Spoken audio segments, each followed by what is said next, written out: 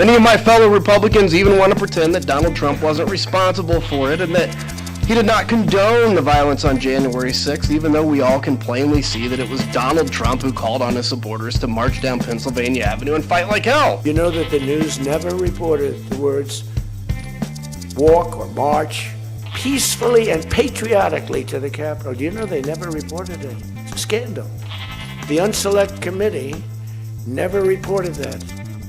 President Donald Trump reacting to some of what you heard during the January 6th committee that was held by Democrats in Congress yesterday. They had several Illinois voices there. As you saw, former U.S. Representative Adam Kinzinger, who's Republican, but also somebody who is on the January 6th Select Committee. It is Illinois in Focus Daily. I'm Greg Bishop, and this segment will highlight what's going on over in Congress with Democrats seeming to put out their political messaging here in an election year, and President Donald Trump also seeming to lay out what Republicans should focus on according to the president as we face the midterm elections in November. So a lot to tackle here this morning. Let's go ahead and get right on into it. Of course, January 6th, 2021, a riot at the U.S. Capitol, and a lot of people charged afterwards in the Biden administration, full court press going after people, charging them with a variety of other crimes and such. And then, years later, all of the questions about how they were treated, the defendants and all of this. You have President Donald Trump promising he was going to pardon them if he got a second non-consecutive term. He was elected. And then January of 2025, when the president took office, I believe on the first day, he gave a blanket pardon to all of these individuals. So that's kind of the context of where we are now, 5 years later, yesterday being the day 5 years ago that the Capitol riots took place, on the day that the Congress was set to certify the 2020 presidential election that Joe Biden won.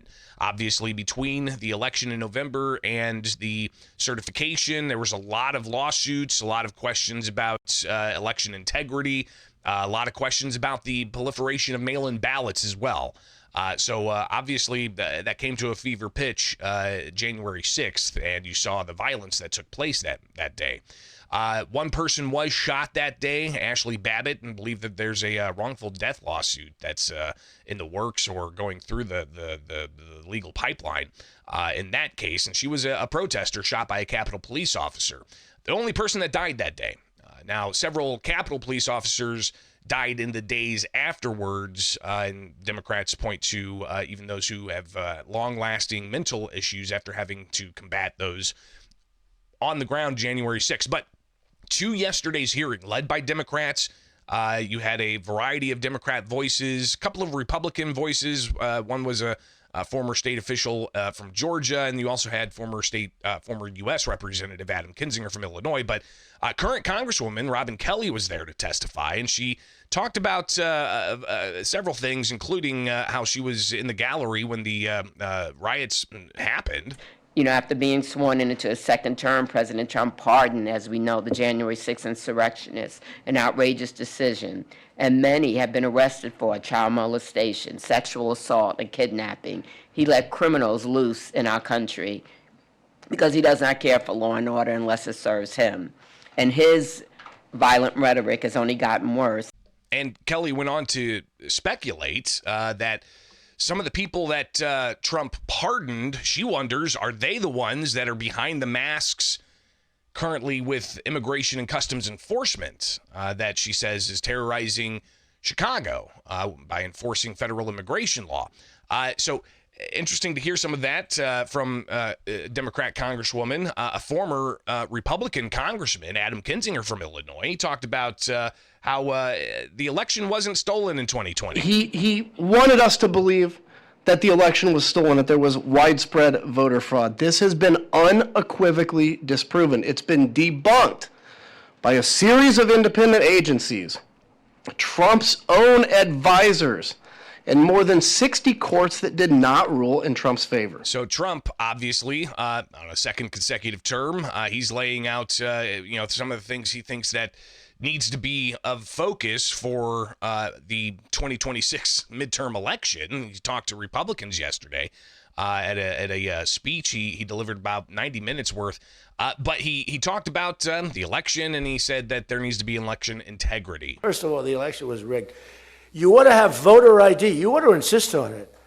You ought to insist on it. But we have to have voter ID. And you know, when you confront a Democrat about voter ID, like in a debate or something, I said it a couple of times with Biden, and they're very embarrassed when they say, we want voter ID, voter identification.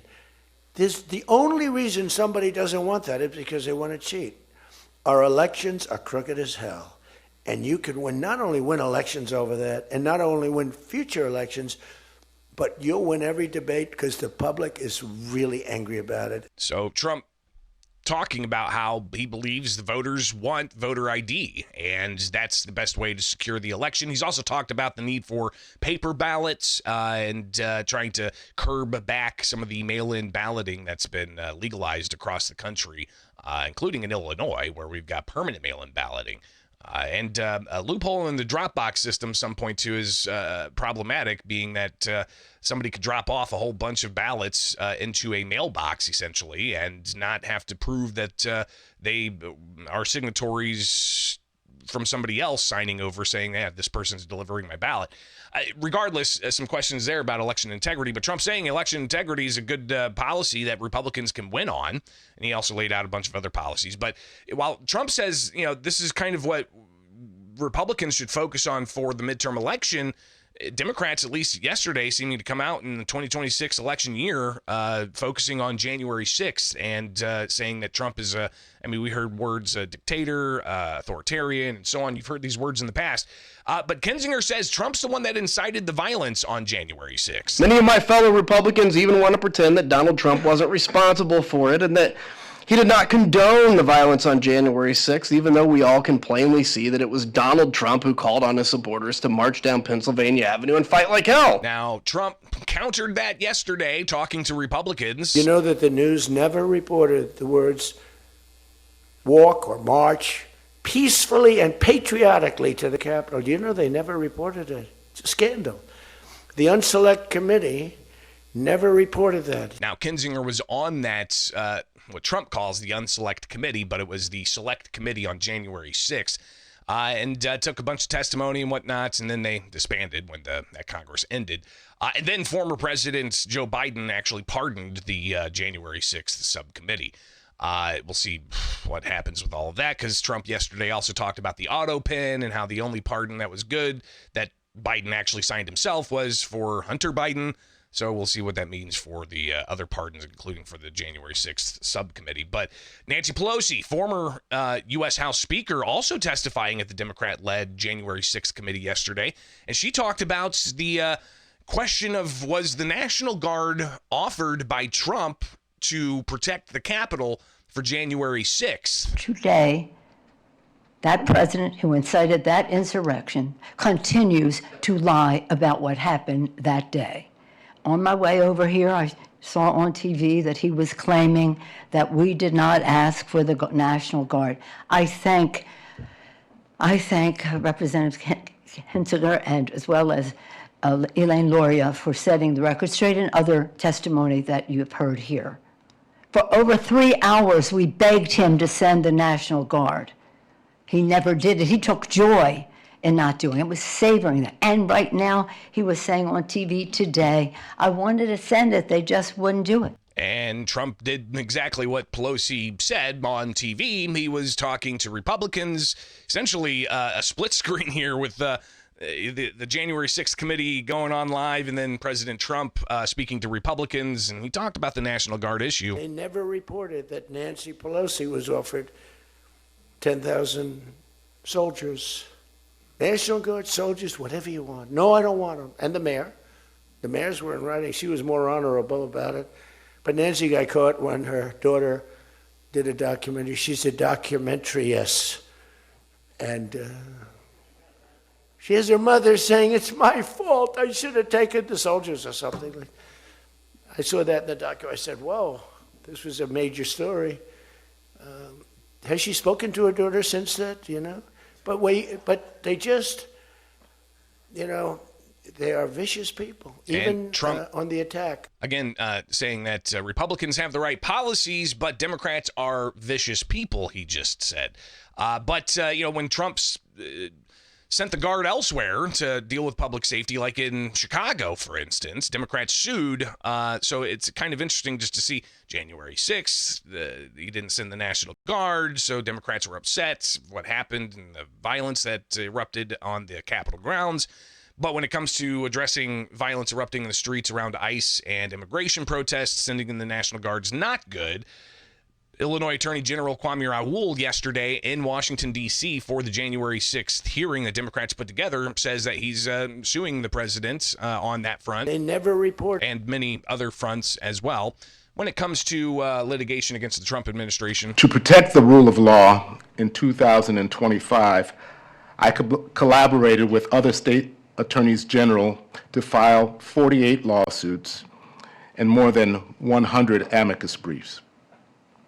Those lawsuits have successfully addressed dozens of issues, including education and the environment, privacy and public health, birthright citizenship and terrorists, and state sovereignty and public safety.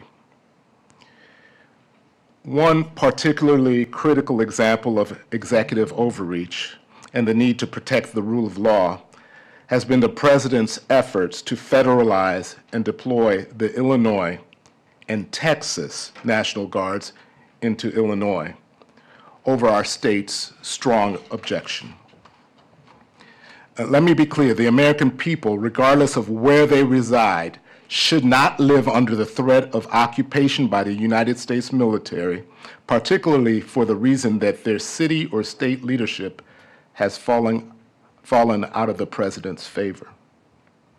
With regard to deploying the National Guard, a president cannot go beyond the authority granted by Congress, consistent with the Militia Clause of the United States Constitution. In addition, the Posse Comitatus Act prohibits members of the military from engaging in civilian law enforcement activities.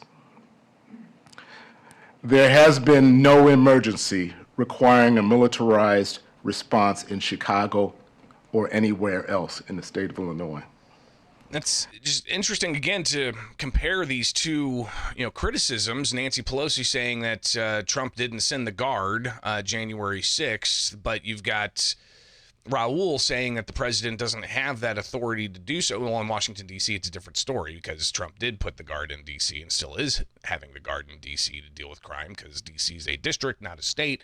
But regardless, you can kind of see the seemingly conflicting points they're making about the National Guard and how that could be used in politics, right? To point towards, well, that's hypocritical or whatever the case may be. So I imagine we're going to hear a lot of this all throughout the 2026 election cycle. We'll be covering it for you here with the Center Square. So be sure to get the headlines in your inbox with thecentersquare.com. Sign up today. It's free. And wake up with us here with the Center Square and Illinois in Focus Daily.